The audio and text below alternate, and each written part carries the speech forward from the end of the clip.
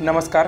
पुणे जिल्ह्यातील शिरूर तालुक्यात गणेगाव दुमाला या ठिकाणी चुलती आणि पुतण्याने गळफास घेऊन आत्महत्या केल्याची एक धक्कादायक घटना घडली असून बातमी पुढे सविस्तर पाहण्याआधी आपला RG Marathi news channel subscribe करून घ्या। शिरूर तालुक्यातील गणेगाव दुमाला या गाव परिसरात असलेल्या संगमेश्वर वस्ती येथे कल्पना रवींद्र शिंदे वय 31 आणि सचिन दौलत शिंदे वय 25 हे दोघेही कुटुंबियासोबत राहत होते।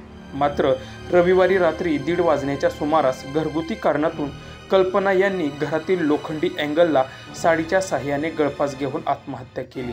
घटना समजल्यानंतर पोलिसांनी त्यांचा मृतदेह शवविच्छेदनासाठी पाठवला। ही घटना समजताच सोमवारी पहाटेच्या सुमारास कल्पना यांचा पुतण्या सचिन दौलत शिंदे याने देखील घरातील लोखंडी अँगलला साडीच्या साहाय्याने गळफास घेत आत्महत्या केली। या घटनेने संपूर्ण परिसर हादरला आहे। सचिन याने आत्महत्या का केली याची माहिती अजूनही समोर आली नाही। याबाबत शिरूर पोलीस ठाण्यात घरच्यांनी माहिती दिली आहे। दोघांच्याही आत्महत्येचे कारण अद्यापही समजू शकले नाही। मात्र या घटनेने एकच परिसरात खळबळ उडाली आहे। या प्रकरणाचा अधिक तपास शिरूर पोलीस करत आहेत।